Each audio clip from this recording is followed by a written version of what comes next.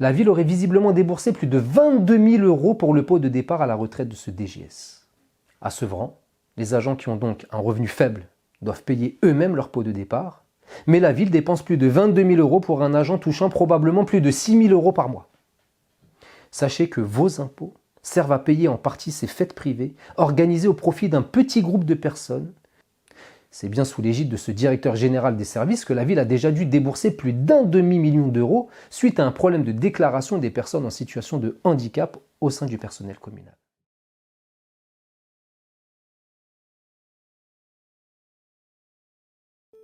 Bonjour à tous. Récemment, le directeur général des services de la ville de Sevran, qu'on appellera le DGS, a pris sa retraite après avoir servi la collectivité pendant de nombreuses années. Ayant servi pendant plus de 25 ans à Orly, dans le Val-de-Marne, il est arrivé à Sevran en 2014 en tant que directeur de cabinet pour finir directeur général des services de la ville. Cette vidéo n'a pas pour but de le saluer ou de lui souhaiter une bonne retraite, mais de mettre en avant des dépenses publiques folles liées à cette personne. Ce qui nous a profondément choqué avec ce DGS, c'est dans un premier temps son changement d'attitude depuis 2018, suite à l'élection de Stéphane Blanchet en sa qualité de maire de notre ville. Auparavant plutôt serviable, il est devenu très dur, irritable, frôlant parfois la méchanceté, notamment avec le personnel de la ville. Il a pris une place importante dans l'organisation municipale, Stéphane Blanchet lui donnant carte blanche et lui déléguant quasi les pleins pouvoirs. On se souvient ainsi d'une délibération votée lors du conseil municipal du 29 juin 2023 intitulée « Délibération instaurant la prime de responsabilité des emplois administratifs de direction ». En fait, cette délibération camouflée sous un nom générique n'avait d'autre objectif que d'accorder une prime mensuelle supplémentaire de 15%, calculée sur le traitement brut du directeur général des services de Sevran. C'est en ce sens que nous avons demandé lors du conseil municipal de bien vouloir nous indiquer à combien s'élevait cette prime, comme vous pouvez le voir sur ces images. Alors, plusieurs questions. On voit que, j'ai vu que c'était par rapport au directeur général des services uniquement, c'est bien ça? D'accord. Je voulais savoir donc ça, si c'était la loi qui l'impose ou si c'était une volonté délibérée de mettre en place cette prime pour le directeur général des services. Ça représente 15%, c'est à peu près combien? Et au nom de pourquoi si c'est un choix délibéré? Sachant que vous avez mis un vœu dans lequel vous plaignez un petit peu du manque de moyens pour le personnel et pour les dépenses liées au personnel, mais là, dans contrepartie, on voit une prime apparaître de 15%, uniquement pour le DGS. Donc j'aimerais bien comprendre un petit peu ce paradoxe. Alors évidemment, il y a une base légale, on ne peut pas se permettre de verser des primes sans texte, et ce n'est pas un arrêté, une délibération municipale qui peuvent nous permettre de verser des primes aux agents, quand bien même ils seraient directeurs généraux des services, sans disposition légale, c'est-à-dire législative et ou réglementaire. Donc la prime mensuelle, elle est limitée à 15%, ça c'est les dispositions légales. L'attribution qui sera octroyée au directeur général des services en instaurant la prime ne saturera sûrement pas ce plafond-là. Et ça, c'est une décision que nous prendrons en regardant l'équilibre des comptes. En même temps, je pense qu'il faut que nous mesurions ce que représente, et dans un contexte comme aujourd'hui, je pense que vous pouvez le mesurer, l'activité d'un directeur général des services, que sur les postes de direction en particulier, M. Geffroy l'évoquait, il y a dans certains services un défaut d'encadrement. Il nous faut que nous soyons attractifs. Alors ça ne passe pas que par l'indemnitaire, ça passe aussi par le sens et l'intérêt du travail, bien évidemment. Mais évidemment, la question de la rémunération et de la rémunération accessoire est un élément important dans l'attractivité de nos postes. Il y a une forte concurrence entre les villes sur un certain nombre de fonctions ou de métiers. On a eu l'occasion d'en parler par exemple sur la police municipale, et c'est vrai aussi sur les postes de directeur général des services. Ça ne court pas les rues, et donc nous proposons de mettre en application cette disposition légale qui aurait dû être déjà mise en œuvre depuis de nombreuses années. Merci, Monsieur Jousse. Merci. Ma question n'était pas de savoir s'il y avait une base légale, mais c'était savoir si c'était imposé ou un choix de votre part. Mais indirectement, j'ai eu votre réponse. c'est un choix délibéré et de mettre la prime en plus au maximum, c'est-à-dire 15%, parce que ça ne pouvait pas dépasser ce plafond. Ouais, c'est bien. Donc vous, si vous voulez les mettre à 15%, on n'a pas de réponse sur le montant que cela représente, sachant que c'est de l'argent public, hein, là, c'est du public, donc on aimerait bien savoir combien ça représente. Et vous parlez de la tâche difficile d'un directeur général des services, mais moi je tiens aussi à souligner l'extrême difficulté de la tâche de l'ensemble des agents communaux, quel que soit leur poste.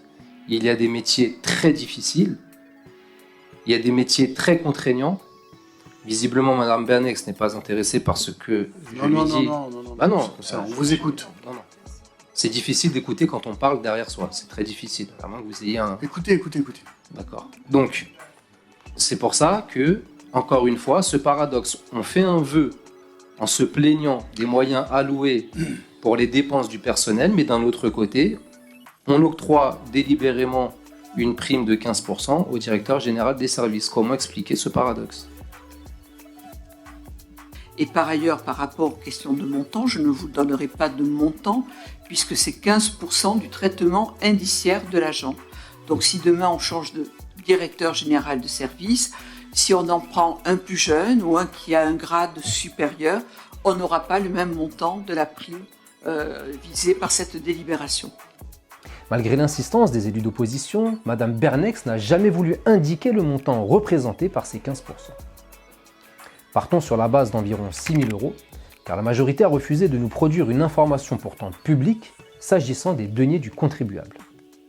15% de 6 000 € font 900 € supplémentaires sur le salaire, soit un total de 6 900 €, sans compter les primes liées au RIFSEEP, auxquelles se cumule cette prime. Ce dispositif est le régime indemnitaire tenant compte des fonctions, des suggestions, de l'expertise et de l'engagement professionnel. C'est un outil indemnitaire de référence qui remplace la plupart des primes et indemnités existantes dans la fonction publique de l'État. La délibération indiquait bien que la prime de 15% était cumulable avec ce régime. À combien s'élevait donc le salaire final de ce DGS, toute prime comprise ? Comment prétendre que le budget de la ville est difficile, qu'il n'y a pas d'argent pour augmenter les métiers à forte pénibilité, mais qu'on accorde une prime mensuelle exceptionnelle de presque 1 000 € à une personne gagnant déjà très bien sa vie ? Où est la logique dans tout ça ? C'est bien sous l'égide de ce directeur général des services que la ville a déjà dû débourser plus d'1 demi-million d'euros suite à un problème de déclaration des personnes en situation de handicap au sein du personnel communal. Mais la question qui se pose, c'est comment n'avez-vous pas anticipé ces déclarations en 2022 ? Il est noté sur le site du Fonds d'insertion des personnes en situation de handicap au sein de la fonction publique, ouvrez les guillemets, la période de déclaration s'étend du 1er février au 30 avril. Avant l'ouverture de la campagne, vous recevez un courrier d'appel à déclaration, fermez les guillemets. Comment donc, malgré un courrier d'appel à déclaration et une période de 3 mois pour déclarer, vous avez été dans l'incapacité de produire des éléments que vous dites avoir eu l'habitude de produire les années précédentes, que ce soit vous ou l'administration. Mais parlons maintenant de 2023, car nous pourrions rappeler Einstein qui disait que l'erreur est humaine, mais persévérer dans cette erreur est diabolique. Nous constatons qu'après une déficience reconnue en 2022 coûtant à la ville 381 000 €, vous n'avez pas tiré enseignement de cette grossière erreur et avez persévéré dedans à travers une récidive qu'Einstein qualifierait donc de diabolique. Donc en 2023, rebelote. Toujours pas de solidarité communale ni intercommunale, pas d'appel à un prestataire extérieur. Et de nouveau, la ville doit payer une compensation financière à hauteur cette fois-ci de 182 000 €, soit un total sur les 2 années de plus d'1 demi-million d'euros. Vous osez ensuite prétendre dans tout ce vent que vous gérez correctement les deniers publics, mais ce ne sont que des mensonges parce que ceci caractérise pour moi une gestion catastrophique des deniers publics. Encore une fois, vous vous êtes bien gardé d'avertir les Sevranais sur cette situation, plus qu'embarrassante pour vous et votre majorité, et je vois que ça les agace lorsque je mets en lumière ces événements-là, mais heureusement que des Sevranais veillent au grain et qu'ils disposent d'élus capables de porter leur voix au sein du conseil municipal. Vous n'avez même pas eu la décence de vous excuser pour ce trou gigantesque provoqué dans le budget de la ville, et d'ailleurs je me demande comment vous l'avez intégré et justifié dans les budgets 2022 et 2023, parce qu'on parle quand même de plus d'1 demi-million d'euros. Mais comme si tout cela ne suffisait pas, il a fallu fêter en grande pompe le départ à la retraite de cette personne. Lorsque certains agents de la collectivité doivent payer eux-mêmes leur pot de départ, sinon il n'y a pas de pot de départ à la retraite, la ville aurait visiblement déboursé plus de 22 000 € pour le pot de départ à la retraite de ce DGS. Non, vous ne rêvez pas, j'ai bien dit plus de 22 000 € pour un pot de départ à la retraite du directeur général des services de la ville de Sevran. À Sevran, les agents qui ont donc un revenu faible doivent payer eux-mêmes leur pot de départ, mais la ville dépense plus de 22 000 € pour un agent touchant probablement plus de 6 000 € par mois. Et ces 6 000 € ne correspondent qu'à la dépense liée aux prestataires pour nourriture et boissons. Il faut aussi comptabiliser la mise à disposition de la salle des fêtes, du personnel communal pour l'organisation, les fluides liés à l'événement, etc. Visiblement, l'égalité de traitement n'est pas de mise au sein de notre collectivité vis-à-vis de nos agents territoriaux. Voici comment les dépenses seraient justifiées. J'emploie le conditionnel car j'ai reçu ces informations qui paraissent très fiables, mais il est difficile de les vérifier avec certitude avec cette majorité municipale qui cultive l'opacité. Nous avons ici un devis qui correspond à la prestation réalisée. Budget récapitulatif, formule cocktail dînatoire, 18 pièces, 300 personnes. Donc cocktail dînatoire breton pour 180 personnes, 6 704 €. Buffet libanais, 120 personnes, 5 460 €. Matériel de réception, 1 350 €. Boissons sans alcool, 1 095 €. Matériel de réception, 950 €. Personnel de service et logistique, 6 200 €. 8 manches debout, 280 €. Remise commerciale, moins 1 800 €.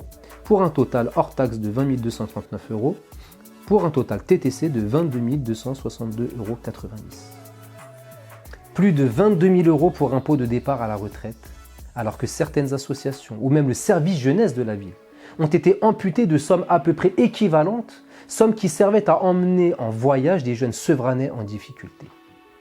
Je me suis entretenu avec un responsable associatif qui emmenait, il y a quelques années, des jeunes de Sevran en vacances, et il m'a affirmé qu'avant que les subventions lui soient supprimées, il emmenait un groupe de 15 jeunes en voyage à l'étranger pendant une dizaine de jours, voyage, location, nourriture et activités comprises pour un coût total de 5 000 €.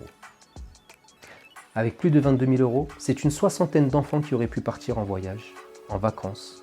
Mais cette somme est partie en petits fours et boissons pour le départ à la retraite d'un fonctionnaire de la ville. C'est même plus cher que certains mariages.